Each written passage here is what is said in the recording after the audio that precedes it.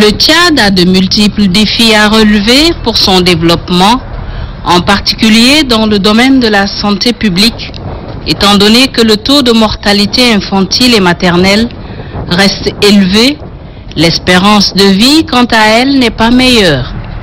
La couverture médicale reste insuffisante.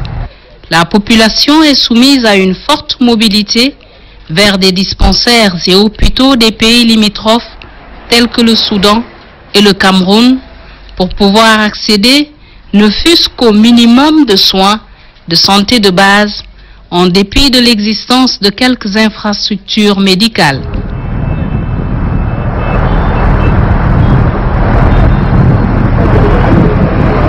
La situation de la santé de reproduction est alarmante. Selon l'enquête démographique et de santé EDST2, réalisée au Tchad en 2004 par l'Institut national de la statistique des études économiques et démographiques INSED, 57% des femmes ne bénéficient pas d'un suivi médical lorsqu'elles sont enceintes. 79% des accouchements sont faits sans assistance du personnel qualifié. 92% des femmes n'ont pas accès aux consultations postnatales.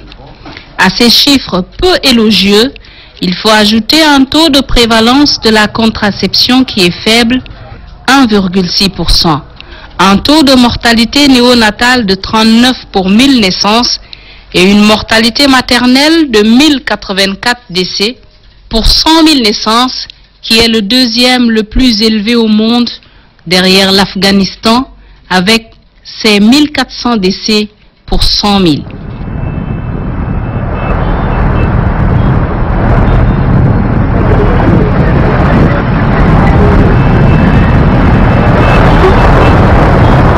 Le constat criard de manque d'une structure sanitaire moderne garantissant la santé de reproduction, notamment spécialisée en maternité et en pédiatrie, a amené les plus hautes autorités à initier la construction d'un hôpital de la mère et de l'enfant bâti sur une superficie de 13 532 mètres carrés au cœur de la capitale, plus précisément sur les ruines du quartier Gardoulé en 2010. Il est doté d'une capacité médicale globale de 250 lits, dont 50 pour la pédiatrie.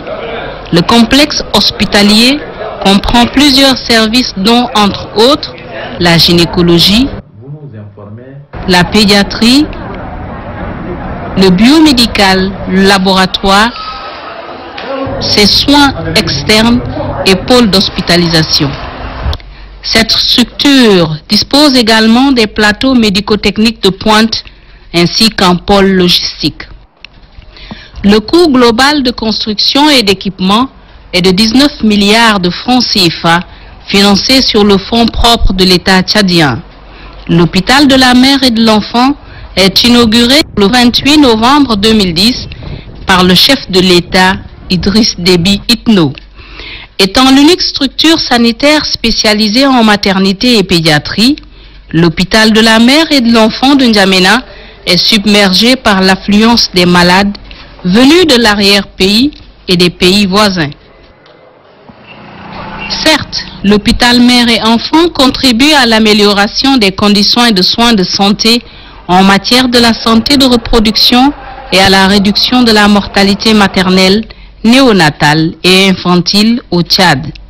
Il est l'un des hôpitaux du pays où la gratuité des soins d'urgence est effective, mais des efforts restent à fournir. La gratuité des soins est une réalité dans notre hôpital. La gratuité des soins est effective au sein de l'hôpital mère et de l'enfant. Parce que on a eu, avant l'installation de la gratuité, à perdre beaucoup de patients parce qu'ils n'ont pas les moyens de se faire prendre en charge. Quand je parle de moyens, je parle de l'achat des médicaments, la réalisation des examens complémentaires en urgence, etc. L'État a décidé que les 72 premières heures soit pris en charge dans le cadre des urgences gratuitement. Et c'est ce qui se fait. L'hôpital de la mère et de l'enfant est la seule structure compétente dans le traitement des malformations congénitales, en particulier la malformation anorectale devenue phénoménale ces derniers temps. Elle était connue sous le vocable d'imperforation anale. Actuellement, donc l'appellation d'imperforation anale est abandonnée parce qu'elle est plus restrictive. Actuellement, on parle de malformation anorectale parce qu'elle va de l'imperforation anale jusqu'aux sténoses anales en passant par les malformations anorectales avec fistule chez le garçon que chez la fille. Et donc au Tchad, elle était connue, mais le problème qui se pose réellement chez nous, c'est dans la prise en charge. Voilà, c'est un défi pour nous autres chirurgiens pédiatres. Il faut former surtout au niveau des infirmiers parce que c'est eux qui sont au contact. Au niveau des sages-femmes également, cette formation doit se faire parce que c'est la sage-femme qui reçoit en premier l'enfant qui vient au monde. Donc l'examen du nouveau-né qui vient doit se faire systématiquement en examinant tous les orifices. Définies comme l'absence d'orifice anal en place normale, les malformations anorectales représentent tout un ensemble de malformations congénitales présentes chez les filles comme chez les garçons, avec de possibles différentes localisations de fistules. Par exemple ici, on voit ça c'est le rectum, le cul-de-sac rectal qui est supposé s'aboucher à cet endroit et qui s'abouche au niveau de la vessie chez le garçon. Ici, c'est la fistule vulvaire chez la fille, donc on a la vessie avec l'orifice vésical qui est là, le vagin, et le cul-de-sac rectal qui, au lieu de s'abaisser ici entre le muscle, s'abaisse au niveau de la vulve. Et ce cas, c'est ce qu'on appelle les cloaques, les deux cas. Donc les trois orifices chez la fille sont combinés en une seule sortie. Donc on a la vessie, le vagin et le rectum qui s'abouchent par un seul orifice et ces enfants émettent les selles et les urines par le seul orifice. C'est une autre variante aussi qu'on voit ici. Et là, c'est une malformation qui est sans fistule chez le garçon. Donc on voit le rectum qui est à ce niveau, qui doit être reconstruit jusqu'ici. Et ça, c'est une variante avec une fistule vésicale chez un garçon. Et chez la fille, donc ça, c'est une fistule qui est vaginale chez la fille. Et ça, c'est une fistule qui est rectovestibulaire, donc juste en arrière de la vulve, entre la vulve et l'orifice, qui est supposé être là à ce niveau. Donc en fonction de ces fistules, la prise en charge va différer, va changer. Il faut en ce moment prendre en compte ces fistules parce que si on abaisse ici et que la fistule n'est pas fermée, les selles continueront à couler aussi bien par l'anus qu'on a créé et par l'orifice vaginal. Voilà pourquoi après la colostomie, on fait toujours une opacification, ça veut dire une radiographie avec injection d'un produit de contraste dans le bout distal de l'intestin et ça nous permet de voir, comme sur cette image, là où l'intestin s'arrête et la présence d'une fistule dans ce cas.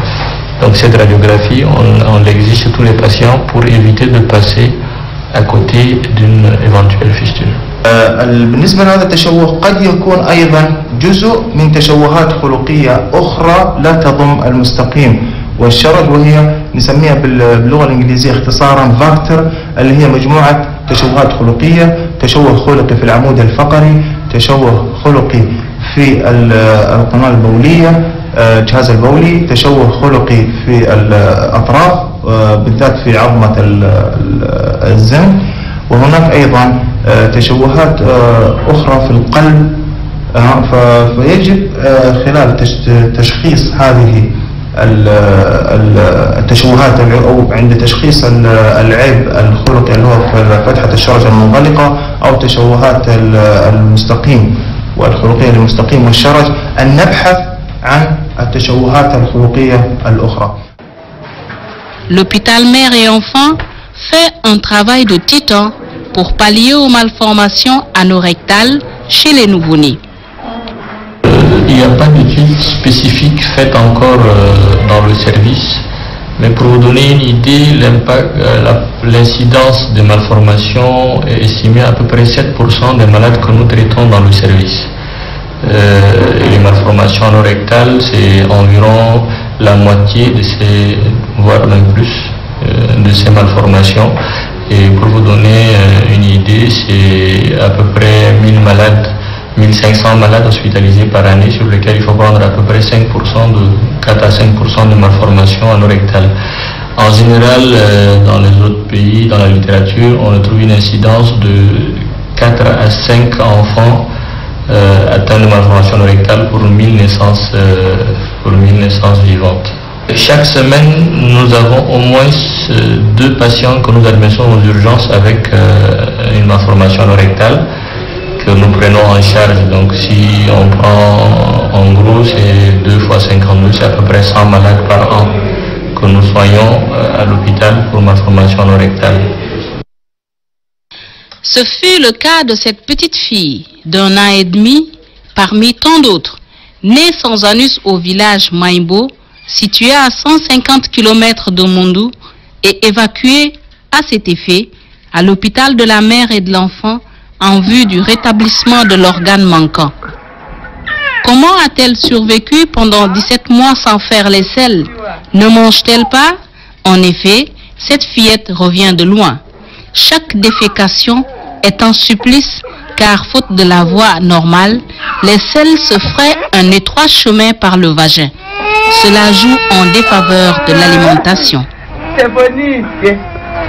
La maman de la fillette va s'en remettre au médecin de l'hôpital de Bebalum, le plus proche de Maïmbo, mais ces derniers vont l'orienter à l'hôpital de la mère et de l'enfant de N'Djamena. Considéré par la tradition africaine comme une malédiction divine ou la colère des dieux contre la famille, pour les puristes de la tradition, la malformation congénitale n'a pas de solution. Un enfant malformé est ipso facto voué à la mort ou condamné à vivre avec son infirmité. Manon Rommel Emeli, la mère de Nendam Demas, l'a bien compris. Ne l'a-t-on pas déconseillé de faire le déplacement de N'Djamena avec l'enfant?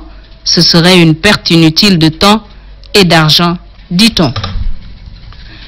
Que c'est Dieu qui l'a voulu, ainsi que si elle meurt, même il lui en donnera un autre, selon les mauvaises langues. Mais comme toute bonne mère, comment rester indifférente à la souffrance de ses entrailles? Comment oublier les 9 mois de grossesse, de souffrance, et rester à ne rien faire pour voir le fruit de ses entrailles mourir d'une mort lente? Contre tout avis fataliste, Manon Rommel Emeli va débarquer avec sa fillette à N'Djamena en début septembre 2015. C'est là où tout a commencé à basculer. La nommée Nendam Demas devait subir un long feuilleton d'opération qui va durer 8 mois. On a une mécanique là pour nous permettre de situer l'emplacement résumé de l'anus. Donc on voit l'empreinte ici. Le noir qu'on voit sur la radio, ce noir-là, c'est de l'air. Ce l'air laisse penser que c'est l'intestin qui est à ce niveau, qui s'arrête à ce niveau, il ne continue pas. Donc il y a un manque d'intestin entre ce qui est là et ce qui est là. Donc à peu près 3 à 4 cm. Donc c'est ce trajet-là qu'il faudra le faire après. Mais pour le moment, on procède juste à ouvrir l'intestin à cet endroit. Donc c'est l'intervention qu'on a demandé. Donc on a pris l'intestin à ce niveau qu'on a bouché à la peau qui permet de résoudre la plupart des problèmes de l'enfant. Nendam va subir la première opération chirurgicale qui consiste à faire déboucher le côlon au niveau de la peau afin de réaliser un anus artificiel appelé la colostomie qui a eu lieu en mois d'octobre 2015. Le diagnostic de cette pathologie est en général fait à la naissance lors de l'examen du bébé en salle d'accouchement. Si la malformation n'est pas remarquée, il peut se constituer en quelques jours un tableau d'occlusion intestinale avec ballonnement abdominal et vomissement bileux, ou bien, pour les fistules plus larges, un tableau de constipation chronique. Ce fut le cas d'un bébé de sexe masculin né à Mongo présentant un ballonnement anormal de l'abdomen, évacué à l'hôpital de la mère et de l'enfant pour des soins. C'est de là que les diagnostics des médecins révèlent la malformation anorectale. من الأهمية في حالة ولادة مولود يعاني من تشوهات خلقية، ومنها تشوهات خلقية في المستقيم والشرج أو الفتحة المنغلقة. مهم جدا أن يتحدث الوالدان مع الطبيب، يشرح لهم حالة الطفل، يشرح لهم ما هي الخطوات القادمة في العلاج. ثاني حاجة يجب تطمين الوالدين أن هذه المشكلة ليست مشكلة قاتلة ولا تنتهي بحياة مولودهم، ولكن تحتاج إلى عناية دقيقة. La radiographie montre la présence de gaz dans le ventre. Il faut faire l'incision abdominale pour que s'évacue le gaz et les selles, sinon la vie du nourrisson est en danger, fait savoir le docteur aux parents. Ceux-ci, sans aucune hésitation, ont donné leur accord. Le môme est aussitôt admis au bloc.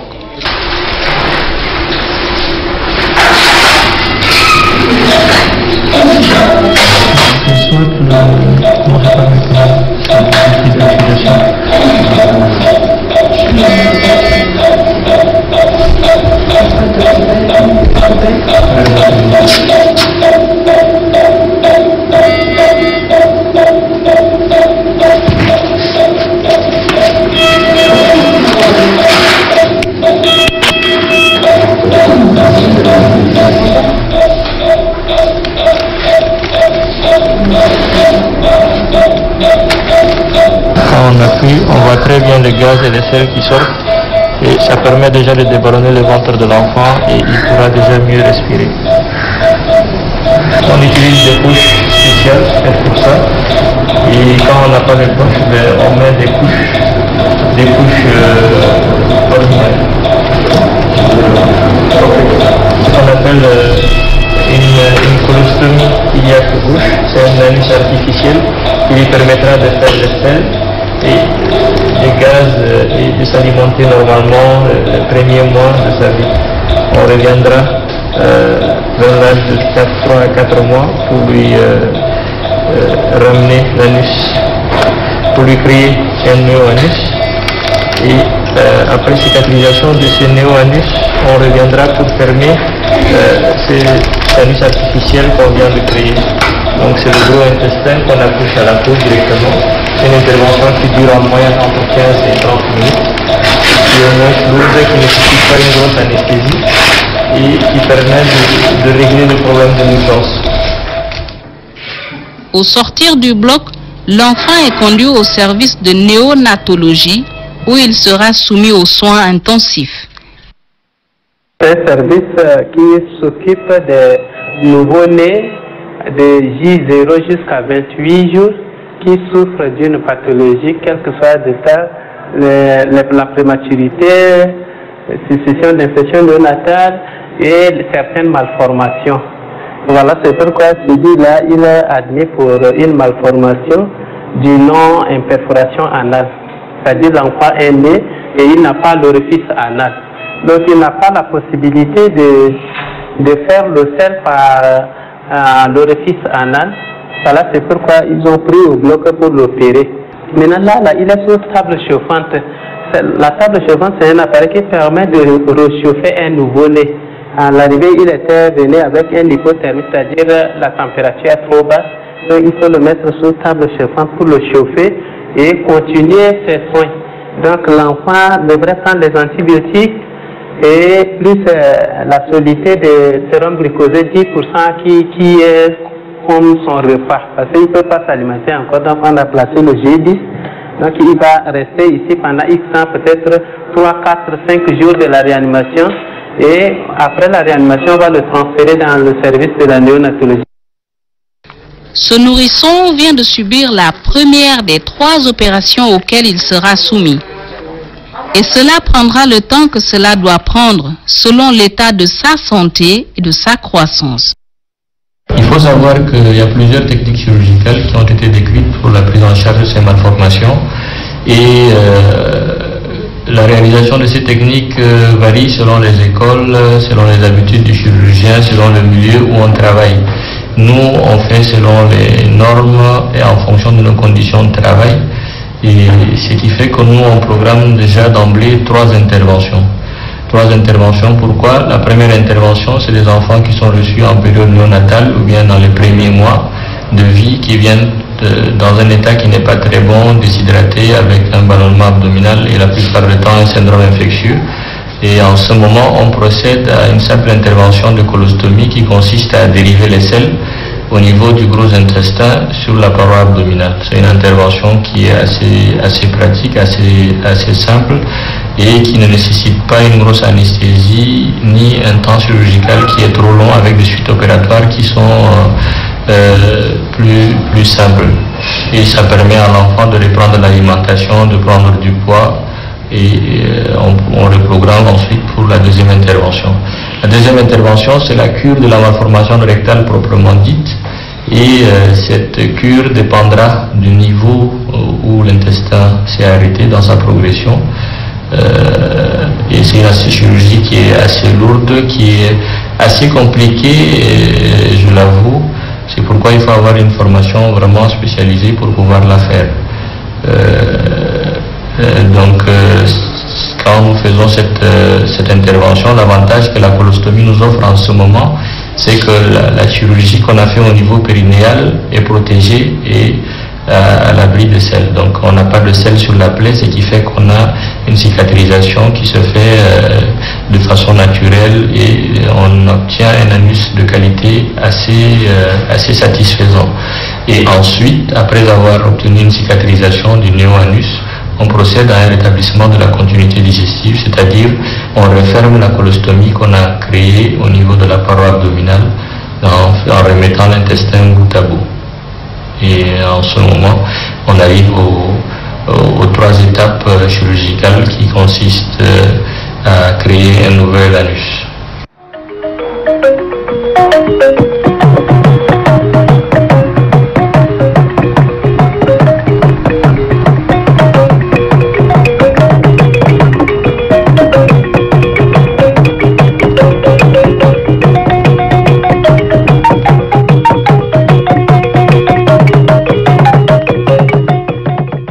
La première opération est une libération, un grand soulagement pour Nendam Demas, car les selles s'évacuent par l'anus artificiel grâce aux couches qu'elle portera pendant longtemps et en même temps la fistule est réparée. L'appétit lui revient. Elle peut manger maintenant les aliments consistants en quantité pour le grand bonheur de sa mère.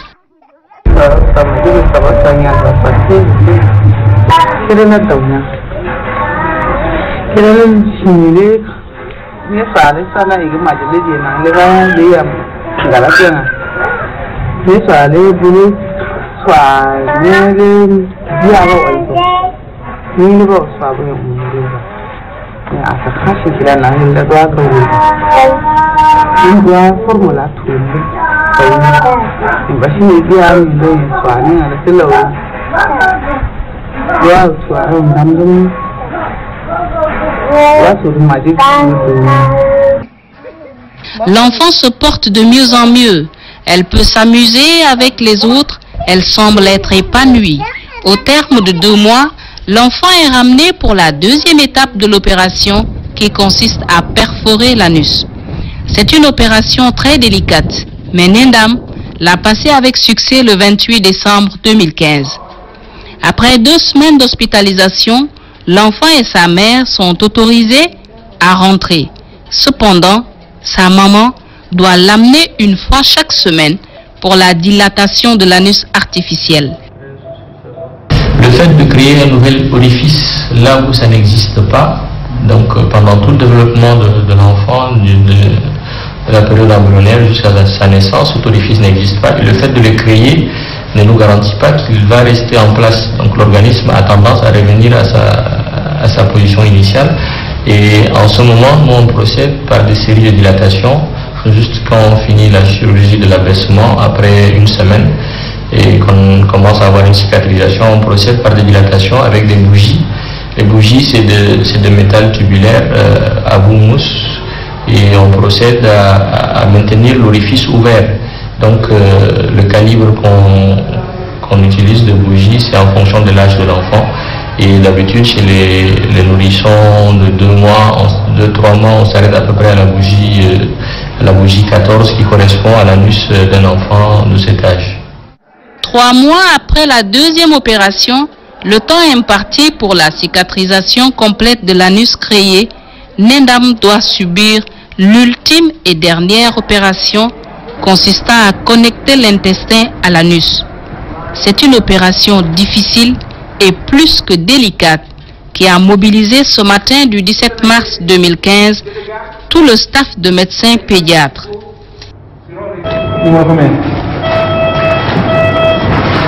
C'est une équipe composée d'anesthésistes, de chirurgiens pédiatres et de généralistes.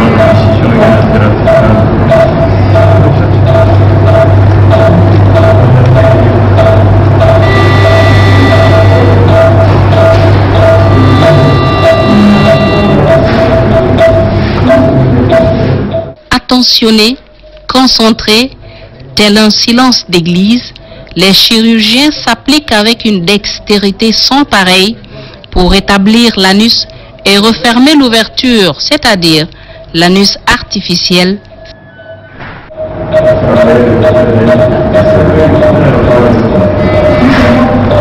Vous connaissez quoi genre de quel pays?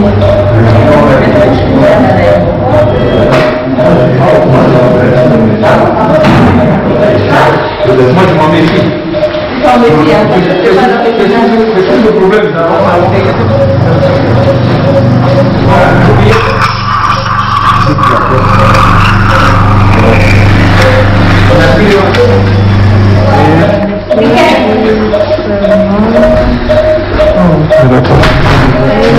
Installation de pellicule dorsale sous anesthésie générale. Terminale.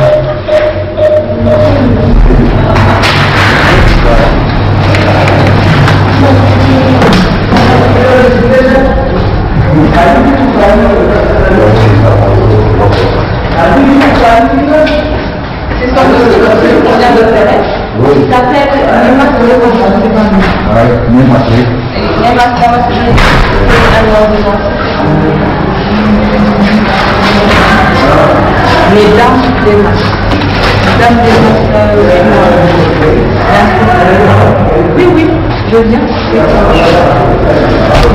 Oui.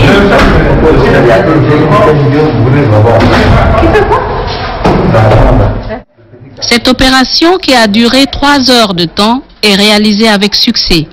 L'opérée est ensuite admise dans la salle de réanimation où elle recevra les premiers soins jusqu'à son réveil avant d'être conduite à la salle d'hospitalisation.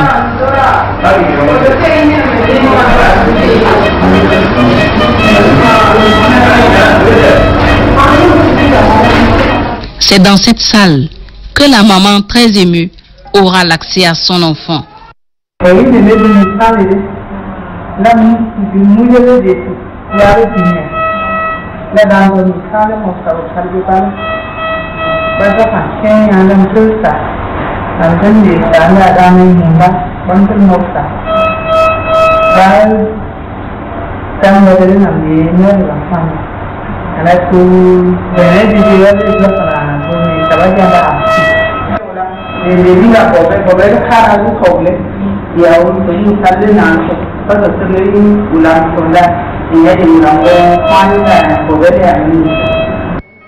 La malade sera retenue à l'hôpital pour recevoir des soins appropriés.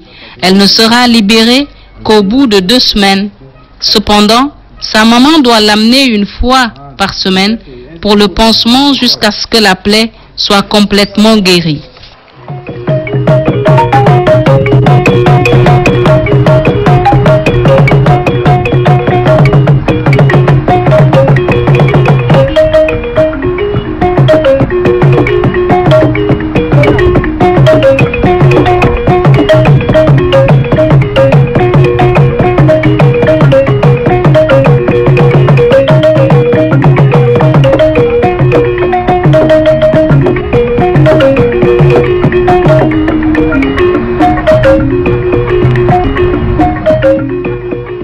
La maman de Nendam est à la fois contente et étonnée de voir sa fille déféquer dans un pot comme les autres enfants grâce au pouvoir de la médecine. Les choses vont vite, la blessure guérit en temps record. Étant donné le nombre élevé de cas de malformation, en particulier la malformation anorectale, avec plus de 50 d'enfants opérés par an à l'hôpital de la mère et de l'enfant, la situation mérite qu'on s'attarde sur les causes de ce phénomène. Il y a des malformations d'origine congénitale et il y a des anomalies chromosomiques et il y a des pathologies chez la femme enceinte qui peuvent entraîner des malformations. Les malformations, c'est l'échec d'un suivi d'une grossesse normale. Actuellement, il y a beaucoup de moyens, on dispose de beaucoup de moyens pour éviter toutes ces malformations. D'abord, au début de la grossesse, peut-être que dans certains pays, même juste avant, si la femme déjà désire une conception, on commence à lui donner de l'acide folique. Donc il y a de l'acide folique préconceptionnel, peut-être qu'on n'en a pas ici, mais nous on a dans notre pays l'acide folique conceptionnel. Donc cet acide folique conceptionnel là, toute femme qui le prend en tout début de grossesse, pendant la période de l'embryogenèse, c'est-à-dire la période où l'enfant se forme, cet acide folique participera à la fermeture du tube neural. Et cette fermeture du tube neural évite déjà beaucoup de malformations. Ça, c'est la première des choses. Arrivé à 12 semaines de grossesse, on a une échographie qu'on appelle la mesure de la clarté nucale. Cette mesure de la clarté nucale vous permet déjà de voir est-ce que l'enfant là peut évoluer normalement ou il peut avoir des malformations. Et bien sûr, il y a ce qu'on appelle le bilan du premier trimestre. Donc dans le bilan du premier trimestre, il y a certains examens qui sont obligatoires, comme la recherche de la toxoplasmose, de la rubéole. On sait que ces pathologies entraînent des malformations. Donc, on fait la recherche de ces examens et dès que ces examens se révèlent positifs, on commence à donner le traitement le plus tôt pour éviter tout ce qui est malformation. La malformation anorectale, c'est pas une malformation incompatible à la vie. Mais nous, notre problème ici, c'est que le diagnostic se pose tardivement. C'est la maman qui accouche, la femme qui accouche, peut-être après 6 heures du temps ou 8 heures du temps, elle est exaltée, elle rentre chez elle, elle va rester pendant 48 heures. Quand elle voit l'enfant commence à ballonner, les mamans ont ces réflexes là de voir, ah, cet enfant-là, il est né maintenant, ça fait 24 ou 48 heures qu'il n'arrive pas à émettre le méconium, c'est-à-dire les premières selles. Et c'est là où elle voit que l'enfant n'a pas d'anus. Donc vous voyez, elle arrive dans un état où l'abdomen est surdistendu parce que l'air ne sort pas, les selles ne sortent pas. Et c'est là où, pour trouver les chirurgiens pédiatres, poser les diagnostics, amener l'enfant au bloc, parfois l'enfant perd sa vie. Normalement, ces malformations, c'est des malformations mineures. c'est-à-dire le traitement est rapide, si le diagnostic est posé tôt, il n'y a pas de complications. Ailleurs, ce qui se fait, c'est ce qu'on appelle l'examen systématique du nouveau-né. Tout nouveau-né qui est né dans une maternité qui se respecte, on fait l'examen du nouveau-né à la recherche des malformations invisibles. Il y a des malformations qui sont visibles dès que l'enfant sort. S'il a une grosse tête remplie de l'eau, tout le monde voit. Mais si l'enfant n'a pas d'anus, c'est difficile de le voir tout de suite. Donc, à l'examen du nouveau-né, on recherche tout ce qui est orifice pour se rassurer que tous les orifices sont là. Ça, c'est la première des choses. De deux, on vérifie le réflexe de l'enfant. Est-ce que tout le réflexe est là? Et là, dès la naissance, on scinde les nouveau-nés en 3 catégories. Il y a les nouveau-nés sains. Après cet examen, tout est normal, on les laisse rentrer. Il y a les nouveau-nés à risque qui normalement seront observés pendant quelques temps. Et il y a les nouveau-nés malades qui naissent avec des malformations dont on confie directement à un chirurgien pédiatre qui les prend en charge. Les visites prénatales ont pour but de prévenir toute la complication et toute pathologie que subirait l'embryon pendant la grossesse. Pour ce faire, l'État tchadien a doté les hôpitaux de grands centres d'appareils médicaux appropriés pour garantir la santé de reproduction. Cependant, beaucoup d'hôpitaux et centres de santé de l'arrière-pays ne disposent pas de ces appareils. Dans les hôpitaux équipés de ces appareils, leur utilisation n'est pas parfois efficiente, car une femme peut passer tous les examens qui ne prouvent aucune anomalie pendant la grossesse pour finalement accoucher d'un bébé présentant une pathologie. L'on a l'impression que l'échographie ne sert qu'à déterminer le sexe du bébé. Mais là encore, la prédiction n'est toujours pas vérifiée. Ce n'est pas possible qu'une femme qui est normalement suivie, c'est pendant la naissance de l'enfant qu'on voit que l'enfant est mal formé. D'autant plus que cette femme avait passé plusieurs échographies. Et maintenant, il y a une échographie qu'on appelle l'échographie morphologique. Cette échographie, elle se pratique à 22 semaines. Ça nous permettra de voir s'il y a malformation ou pas. Donc, à l'échomorpho, nous permettra de déceler tout ce qui est malformation. Et donc, on va essayer de juger, est-ce que c'est des malformations qui sont compatibles à la vie ou pas. Donc, si ces malformations ne sont pas compatibles à la vie, on fait ce qu'on appelle une interruption thérapeutique de la grossesse.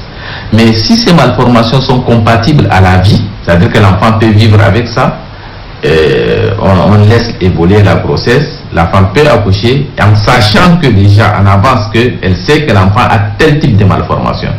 Mais si une femme qui est suivie, qui fait tous ses bilans, qui fait tous ses échographies, vient à la fin pour accoucher un enfant mal formé, qu'elle-même, elle n'a pas connaissance de ça, je pense que c'est un problème de compétence. Donc, comme les échographies sont faites par des gens qui ne sont pas spécialisés à déceler ces malformations, c'est comme ça qu'on est surpris, c'est pendant l'accouchement qu'on voit que, par exemple, un enfant hydrocéphale qui n'arrive pas, la femme n'arrive pas à accoucher par voie basse.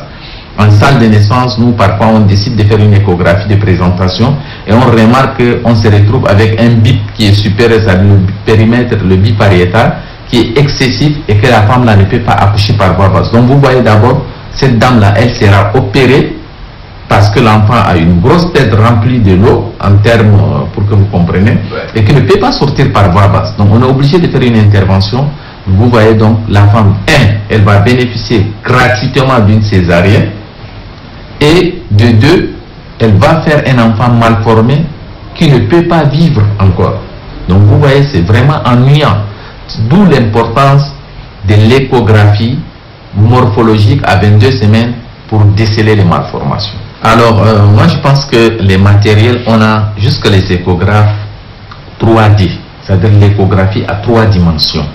Ces échographies à 3 dimensions te permettent même de faire ce qu'on appelle l'album anténatal. Tu peux constituer l'album de l'enfant anténatal en voyant déjà le visage et tout ça. Nous, notre problème ici, c'est un problème de compétences. Les gens qui font l'échographie ne sont pas habilités à le faire. Ils n'ont pas les compétences, le plus souvent. C'est-à-dire peut-être que c'est 30% ou 20% des personnes qui font l'échographie les font réellement. Sinon, les échographies qu'on voit ici, c'est juste dire à la dame, madame, vous êtes enceinte, grossesse monofétale évolutive de telle semaine, mais chaque échographie a ses objectifs. Il y a l'écho du premier trimestre qui a ses objectifs dont je vous ai parlé, de la mesure de la clarté nucléaire qui te permet de voir déjà si cet enfant-là peut évoluer normalement ou peut avoir de malformations. Il y a l'écho morphologique qui te permet jusqu'à compter même les doigts de l'enfant. Même s'il y a un 6e doigt, tu peux le voir à l'échographie. Malheureusement, les gens qui font les échographies, le plus souvent, n'arrivent pas à déceler les malformations. Peu de ces gens-là t'écrivent que à l'échographie de 22 semaines, on retrouve tel type de malformation incompatible à la vie et qui nécessite une interruption thérapeutique de la grossesse. Malheureusement, les échographies sont faites à la minute et ce ne sont pas faites par un échographe référent. Donc il y a peu d'échographes référents dans cette ville. C'est ce qui fait que vous voyez, il y a de multiples femmes qui arrivent ici avec des enfants déjà mal formés. Et non, je n'incrimine pas les gens qui font seulement l'échographie, mais le suivi de la grossesse, c'est ça le grand problème. Parce que en tout début de grossesse, il y a le bilan prénatal qu'il faut absolument faire. Et s'il y a des pathologies, il faut les traiter avant que ça ne cause des malformations. Voilà notre problème ici. Les malformations anorectales ne sont plus une fatalité de nos jours dans notre pays, car l'hôpital de la mère et de l'enfant dispose de personnel compétent et de moyens matériels efficaces pour la prise en charge et le traitement. Le traitement de cette pathologie se prête à une réparation chirurgicale complète et définitive dès la naissance pour repositionner l'anus. Cette réparation chirurgicale s'étale sur une durée plus ou moins longue allant de 6 à 8 mois. La seule complication post-traitement est l'incontinence urinaire ou fécale. Parfois difficile à gérer dans la mesure où la cure chirurgicale n'est pas complètement réussie. Il y a plusieurs complications qui sont liées à toutes les étapes de la chirurgie, il faut le signaler. La colostomie a ses propres complications allant du simple saignement, l'infection, aux rétractations du moyen de colostomie, au problème stomial. Mais le plus de complications qu'on retrouve, c'est au niveau de l'abaissement du nouveau anus. Et comme je le disais, l'intestin peut s'arrêter dans sa progression à plusieurs endroits. Plus l'intestin est bas, plus nous avons toutes les structures anatomiques, c'est-à-dire tous les muscles, les nerfs qui sont présents. Et en ce moment, on arrive à avoir un anus qui va avoir une fonctionnalité plus ou moins bonne. Mais plus l'intestin est haut, en ce moment, la chirurgie sera beaucoup plus délabrante sur des structures qui ne sont pas formées. On le rappelle qu'on a dit que c'est une anomalie de la région sacro-périnéale. Donc ce n'est pas seulement l'intestin qui est absent, c'est les muscles qui sont absents, c'est les nerfs qui sont absents. Et en ce moment, même si on arrive à faire une bonne chirurgie, ces enfants ont des problèmes de continence qui sont à vie. S'y ajoutent aussi les infections, les rétractations de l'anus qui créent, des sténoses au niveau de l'anus et plusieurs complications. Mais la plus retrouvée, c'est la sténose de l'anus parce que l'organisme n'est pas habitué à avoir un orifice à cet endroit et le fait de le créer, il faut procéder par des différents artifices pour pouvoir maintenir cet orifice ouvert et pour ne pas que ça se referme. D'après les études qui ont été faites, il n'y a pas de complications retrouvées parce que plus la chirurgie se fait tôt et dans les conditions, dans les règles de l'art, plus on a de chances d'aboutir à un enfant qui aura une vie qui est tout à fait normale. Donc la plupart de ces enfants, on ne les revoit plus. On revoit quelques-uns pour des problèmes d'incontinence souvent, et c'est le cas de malformations anorectales qui sont hautes. Et dans ces cas, on prend toujours le temps d'expliquer dès le départ aux parents la maladie que leur enfant présente et le risque qu'il y ait cette complication, et ensuite c'est plus facile de gérer. La santé est l'un des piliers du progrès socio-économique, de la productivité et de la richesse d'un pays qui se veut émergent comme le nôtre. Certes, beaucoup d'efforts sont consentis par le gouvernement et ses partenaires au développement dans le domaine de la santé de la population tchadienne en général et de la santé de la reproduction en particulier ces dernières années, notamment la construction des hôpitaux comme mère et enfants qui fait la fierté des Tchadiens, mais beaucoup reste à faire. Premièrement, à l'endroit des femmes qui ne font pas le suivi. Alors, ces femmes-là qui ne font pas le suivi, qui sont enceintes, qui restent à la maison, qui ne font pas de suivi, le plus souvent, c'est ces femmes-là qui arrivent avec beaucoup de malformations. Donc, je demande à toutes les femmes, dès qu'elles sont enceintes, de se faire suivre, même s'ils ne trouvent pas un gynécologue, au moins une sage-femme qui peut le suivre normalement. Et s'il y a un problème, elle peut le référer chez un gynécologue qui peut continuer la suite. Donc, d'abord le suivi. Ensuite, l'accouchement à domicile, c'est un grand risque. Ce n'est pas seulement le problème de la malformation, mais la vie de la mère est en danger. Vous savez que, par exemple, nous, on a un taux de mortalité encore qui est un peu élevé. Là, on a réduit le taux à 2084 pour 100 000 naissances vivantes à 860 pour 100 000 naissances. Et on est en train de faire encore des efforts pour réduire ça. Mais la croissance de ces taux est due aux accouchements à domicile. Donc une femme qui accouche à domicile, elle fait une atonie utérine, elle commence à saigner et l'hémorragie, c'est un problème de secondes. Le temps de l'amener, de trouver un hôpital, d'aller devenir, elle arrive dans un état irrécupérable. Parfois c'est des corps qui arrivent. Donc malheureusement c'est ça. Donc si on peut vraiment que toutes ces femmes-là, elles doivent se faire suivre, de deux, elles accouchent dans des maternités, je pense que on va réduire efficacement et le taux de mortalité maternelle et le taux de malformation dans notre pays. Et la compétence, c'est quoi? C'est la formation. Donc, au ministère de la Santé publique, c'est d'abord de former les gens. Ça, c'est important. C'est d'avoir des échographes référents. C'est-à-dire, même si on ne peut pas avoir tous ces mondes-là, mais ces échographies morphologiques-là doivent être faites par quelqu'un qui connaît faire les échos, qui a appris les échos, qui était formé dans ce domaine. Donc d'avoir un nombre maximum des échographes référents et que les autres qui font les échographies par-ci, par-là, s'ils arrivent à cette période qu'ils réfèrent la femme, au moins cette échographie doit être faite par un échographe référent. Et comme ça, je pense que le problème de compétence ne va pas se poser. Donc il faut, pour bannir ces problèmes, il faut former les gens.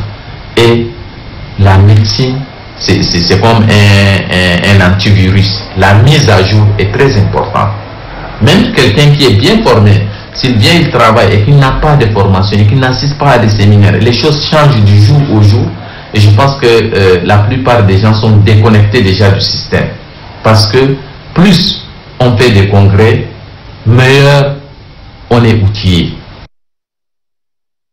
C'est une spécialité qui est assez récente, ce n'est pas seulement au Tchad, c'est partout, partout au monde, elle est récente et de ce fait, elle est la plupart du temps ignorée. Le fait qu'elle soit ignorée fait qu'on reçoit des malades assez tardivement et ça joue beaucoup sur le pronostic de ces enfants, le pronostic fonctionnel ou vital des pathologies qu'ils présentent. Donc l'idéal c'est que chaque patient soit diagnostiqué, acheminé tôt vers le service de chirurgie pour avoir une prise en charge adéquate avec des résultats qui sont optimaux. Et la deuxième difficulté, c'est que le Tchad est un pays qui est très vaste et tant que 2 chirurgiens pédiatres sommes tenus d'être là à N'Djamena, à l'hôpital de la mère et de l'enfant, ce qui fait que les collègues à l'intérieur du pays rencontrent souvent des malades avec des cas chirurgicaux et c'est difficile de les prendre en charge parce qu'ils n'ont pas un plateau médical, un plateau qui est suffisant et donc ça pose des problèmes de prise en charge. Ils font ce qu'ils peuvent, mais la plupart du temps on reçoit des malades souvent à des stades tardifs et sachant que le déplacement aussi de l'intérieur pour N'Djamena a un coût, fait qu'on reçoit des malades surtout tardivement. Il faut dire que dans une étude récente en 2015, les malformations en général ont fait l'objet d'une thèse et globalement il ressort que nous avons une prévalence de 7%, une prévalence hospitalière de malformations en général de 7%, et ça c'est au niveau hospitalier. Mais dans la population, dans la littérature, il faut dire que les malformations représentent environ 1 à 3 pour 5000 naissances. Donc ça veut dire qu'il y en a suffisamment au Tchad et il faut les diagnostiquer. Et pour les diagnostiquer, il faut les connaître. Et là, ça m'amène à faire appel à la formation. La formation doit se faire à tous les niveaux, surtout à l'école des infirmiers, à la faculté de médecine. Et il faut mettre l'accent sur le diagnostic des malformations.